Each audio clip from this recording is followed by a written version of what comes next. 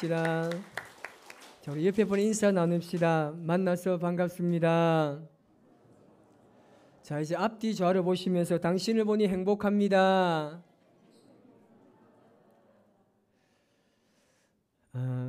제가 지금 말씀을 드리는 분이 누군지를 한번 여러분 추측해 보시기 바랍니다. 이분은 평안남도 안주 출생입니다. 1897년도에 회심을 하고 기독교인이 되셨습니다. 그는 독립운동가였던 안창호 선생님과 함께 발기인으로 굉장히 수고를 하신 분입니다. 그는 목사님이세요. 1907년도 1월 6일에 평양에 있는 이 장대현 교회에서 새벽기도 부흥회를 인도하신 분이십니다. 설교 도중에 나는 아간과 같은 사람입니다 라고 회개한 사람입니다. 이 사람은 누굴까요? 많이 들어보셨죠? 이분은 바로 이 사진에 나오는 이분입니다. 바로 이 길선주 목사님이십니다. 이분의 실화를 아마 여러분 잘 아실 겁니다. 이분에게는 굉장히 친한 친구가 한 분 있었습니다. 그런데 이 친구가 죽어가는 순간에 그에게 유언 같은 말을 남깁니다. 나는 이제 죽게 되었네. 그래서 친구에게 내 재산을 잘 처리해 주기를 내가 좀 부탁을 해야 되겠네.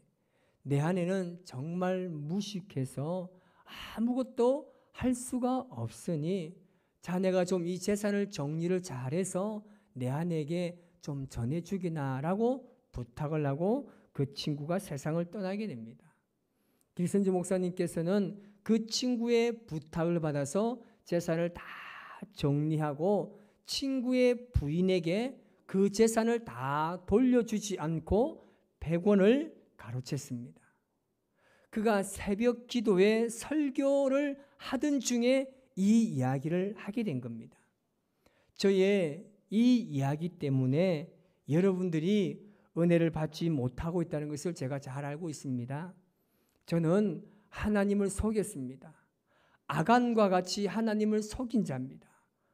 그래서 저는 오늘 아침에 일찍이 그 돈을 그 부인에게 돌려주겠습니다 라고 회개를 하였습니다. 길선주 목사님께서 공개상에서 이 회개를 하다 보니까 많은 사람들이 충격을 받고 떠날 줄 알았는데 거기에 있던 모든 성도들이 오히려 통회하고 자신의 죄를 고백하면서 회개 역사가 일어나기 시작했습니다.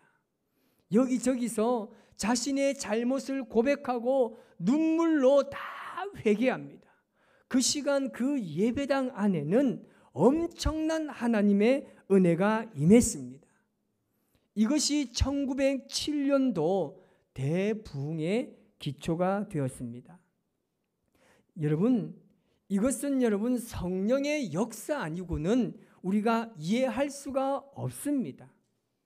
여러분, 사도행전 2장은 성령 강림에 대한 사건이 기록되어 있습니다. 여러분, 이 성경의 말씀은 너무나 많이 보았을 겁니다. 여러분, 어떻게 이해할 수 있겠습니까? 여러분, 성령은 그런 역사입니다. 성령의 역사는 여러분 그런 겁니다.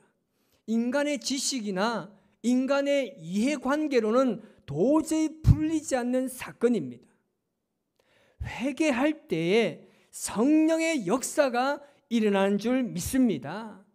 회개할 때 치유의 역사, 회복의 역사, 은혜의 역사가 임한다는 사실을 믿으시기 바랍니다.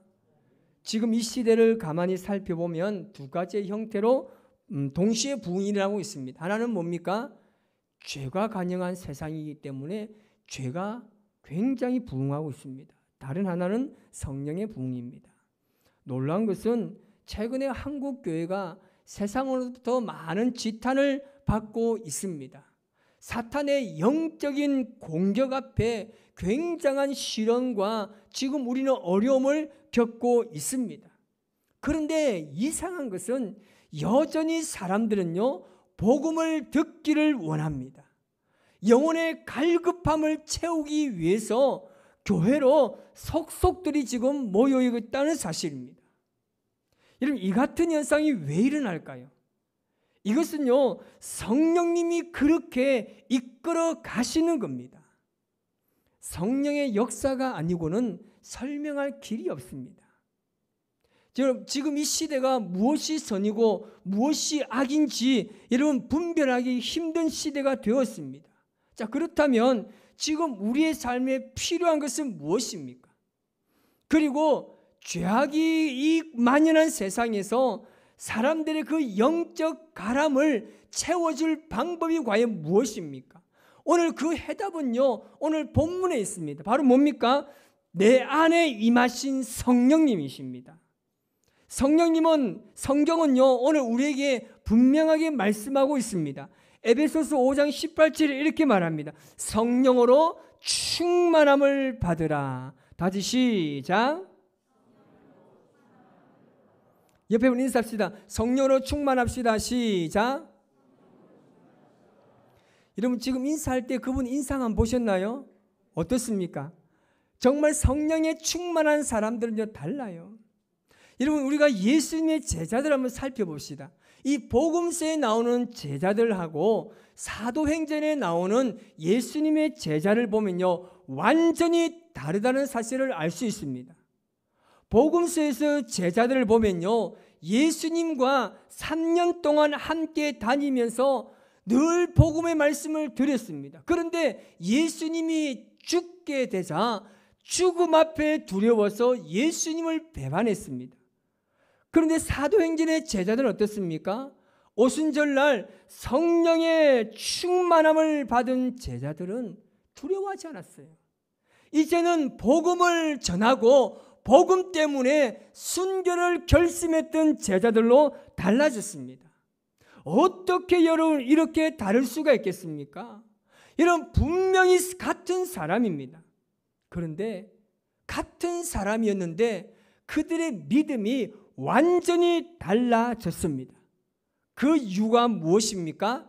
성령의 충만으로 인한 결과인 줄 믿습니다. 그러니까 우리가 어떻게 되겠습니까? 성령으로 충만해야 됩니다. 여러분, 성령으로 충만하지 않고 여러분 사역할 수가 있습니까?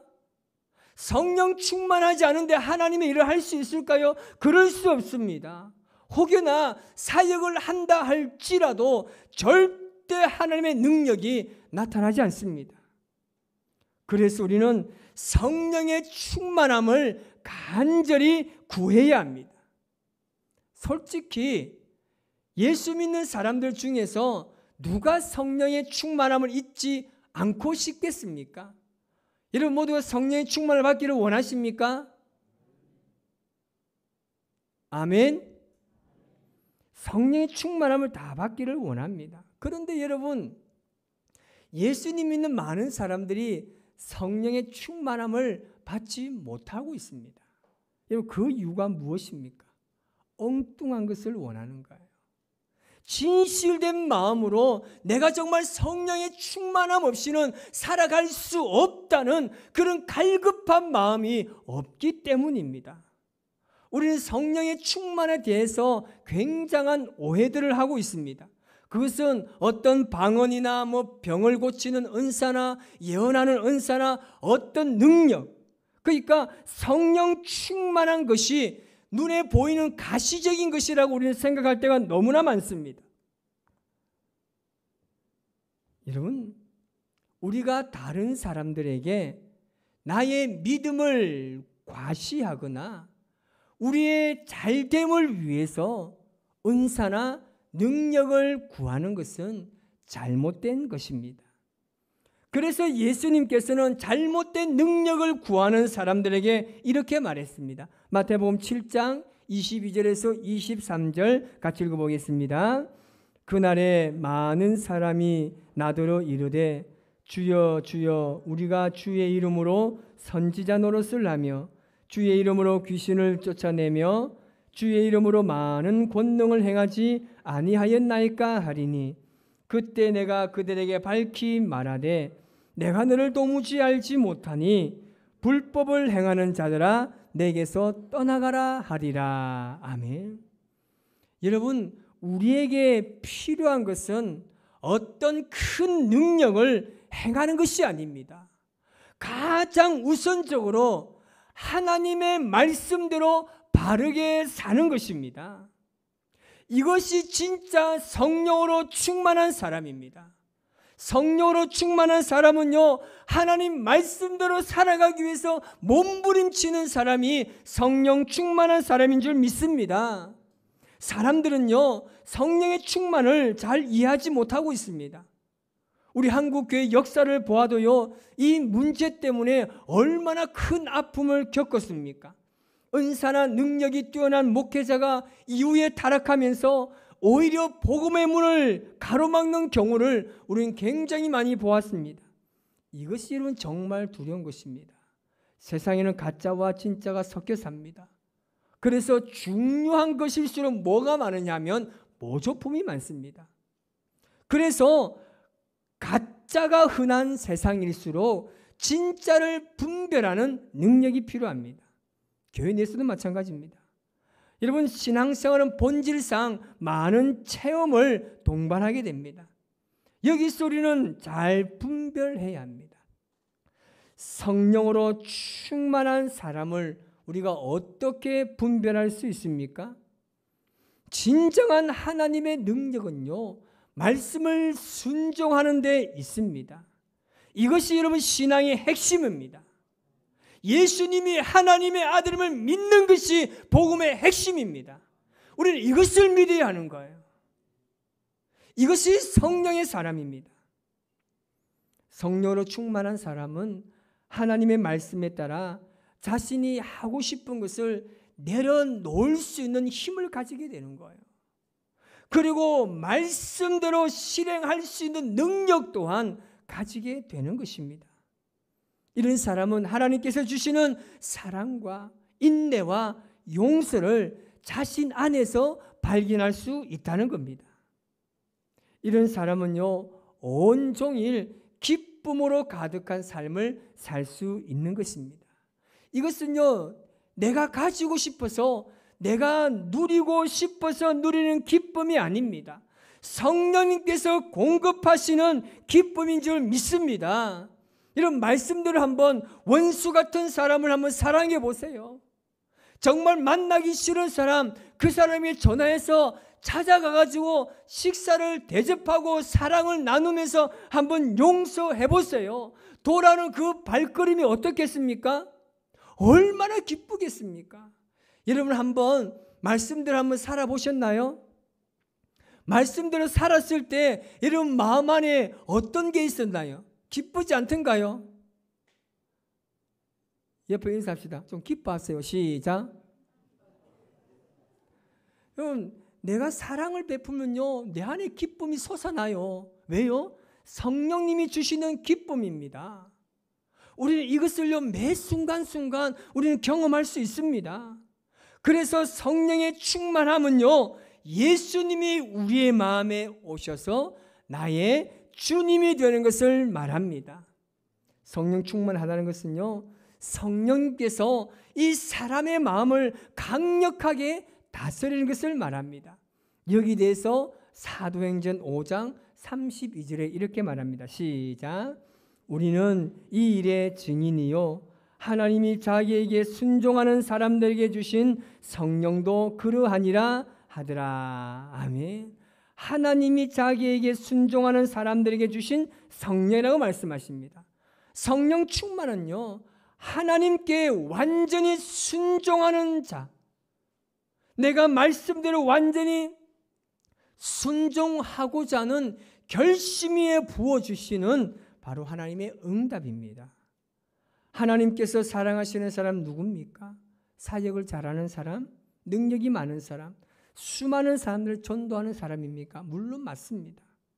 그런데 오히려 두려운 것은요, 그렇게 큰 사역들, 훌륭한 사역들을 꿈꾸다가 정작 하나님께서 사용하실 때 불편하면 여러분 어떻게 되겠습니까? 하나님의 명령이라면 이런 무엇이든지 순종할 수 있습니까? 모든 것을 다 드리고 어떤 어려운 사명이라도 나에게 주어진다면 하실 준비가 되어 있습니까? 정말 순교자의 마음으로 하나님 말씀대로 살기로 여러분 결정하십니까? 사실은요, 성령에 충만한 것이 어려운 게 아니에요. 무엇이 어렵습니까? 내가 하나님의 말씀대로 완전히 순종하겠다는 결단이 어려운 겁니다. 참으로 안타까운 것은 많은 그리스도인들이 성령님께 완전히 순종하지 않으면서도 성령의 충만을 구하다 보니까 역사가 일어나지 않고 능력도 나타나지 않는 것입니다. 여러분, 성령님께 완전히 순종한다는 건 무엇을 의미합니까? 그것은 여러분 다른 것보다 우리의 마음을 완전히 주님께 드린다는 것입니다. 하나님께서 아브라함에게 이삭을 바치라고 말씀하셨잖아요. 여러분, 아브라함의 생각으로 그 순종이 여러분 쉬웠겠습니까? 어렵겠습니까? 모르겠습니까? 제가 보니까 어려워요. 내 아들을 하나님께 주기 위해서 제물로 드리라는 거예요. 여러분, 쉬워요, 안 쉬워요? 지금 여러분들의 그 얼굴을 보니까 자녀들이 굉장히 걱정됩니다. 어려워요? 어렵지 않습니까? 내 자녀를 하나님께 제물로 드려야 어렵지 않겠습니까? 제 딸을 좀 드리라 그러면 제가 드리겠습니까? 못 드려요. 아무리 나무 일해서 그렇게 할 수 있지라고 말할 수 있겠습니까? 못하는 거예요. 그래서 여러분, 인간에는 절대 안 됩니다. 말씀에 대한 완전한 순종이 있어야 가능한 것입니다. 예수님의 제자들이 오순절 성령의 충만함을 경험합니다. 여러분, 그 성령을 충만한 이유가 무엇입니까? 특징이 있습니다. 사도행전 1장 4절 말씀을 우리 같이 한번 읽어보겠습니다. 시작. 사도와 함께 모이사 그들에게 분부하여 이르시되 예루살렘을 떠나지 말고 내게서 들은 바 아버지께서 약속하신 것을 기다리라. 아멘. 1장 6절입니다. 그들이 모였을 때에, 자, 그리고 2장 1절 시작. 오순절 날이 이미 이르매 그들이 다 같이 한 곳에 모였더니. 아멘. 여러분, 특징이 뭔지 발견하셨습니까? 함께 모이는 것입니다. 사실 여러분, 모이는 것은 쉬운 일입니다. 시간과 장소를 정해서 모이면 됩니다. 그런데 제자들이 모인 장소가 어디냐가 중요합니다. 어디입니까? 예루살렘입니다. 여러분, 제자들에게 예루살렘은 어떤 곳입니까? 실패의 자리입니다. 두려움의 자리입니다. 그것을 한시라도 빨리 떠나고 싶은 자리가 바로 예루살렘이었습니다. 그런데 제자들은 지금 그 자리에 함께 모였습니다. 왜 모였습니까?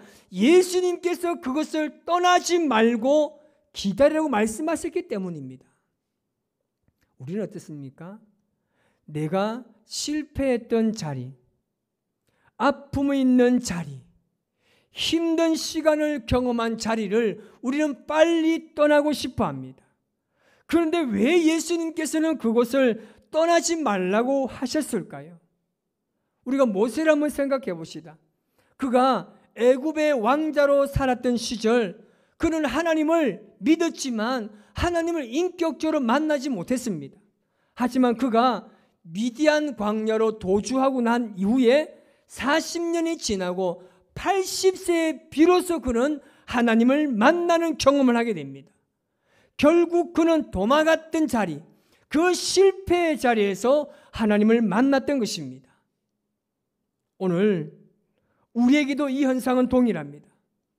여러분이 경영하는 사업이 어려워서 실패를 눈앞에 두고 하나님께 살려달라고 기도하다가 하나님을 인격적으로 만나는 사람이 있습니다. 인간관계 때문에 힘들고 어려워서 기도하다가 하나님을 경험하신 분도 계십니다. 몸이 아파서 병낫기를 간절히 기도하다가 성령의 임하심을 체험하는 분들도 계십니다. 여러분, 실패의 자리가 영원한 실패의 자리가 아니라 인격적으로 하나님을 만나고 성령을 체험하는 능력의 자리, 역설적인 자리가 된다는 사실을 반드시 기억하시기 바랍니다.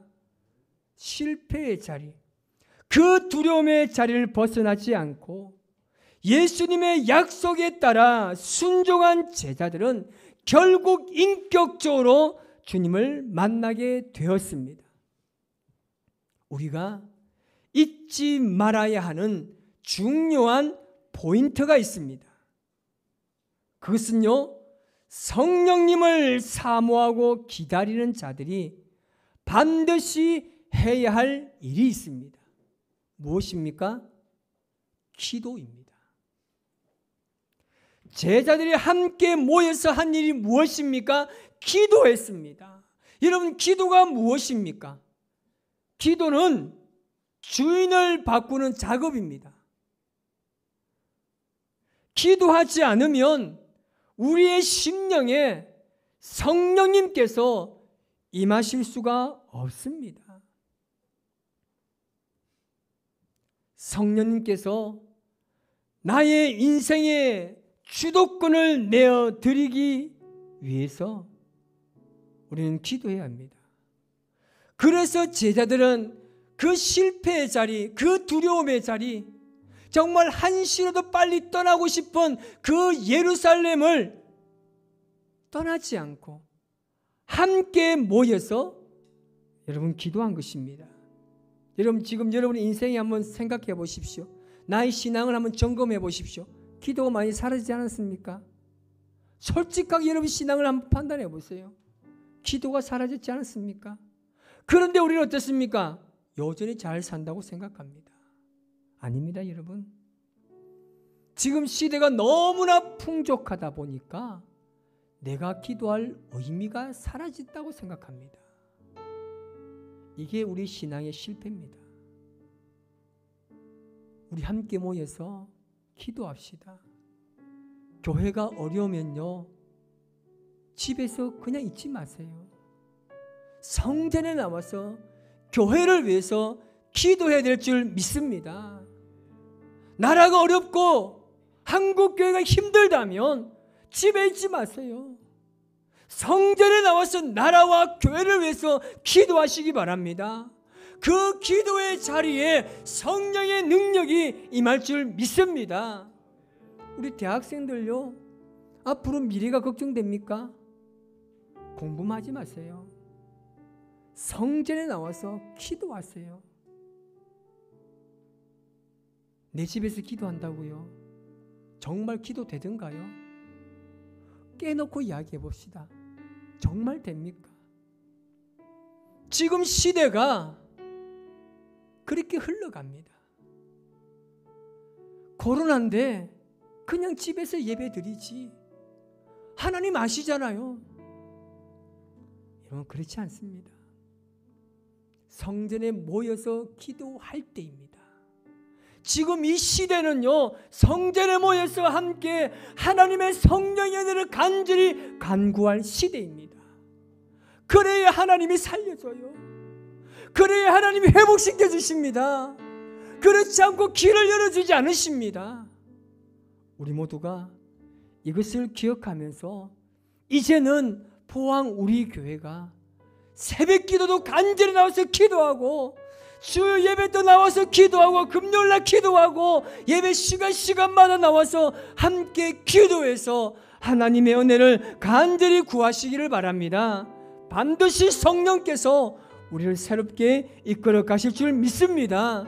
오늘 시간 우리 찬양하면서 기도하며 나아가실 때 정말 성령 하나님, 이 시간 우리의 삶을 주관하시고 이곳에 임재하여 주옵소서. 그런 간절한 마음으로 고백합시다.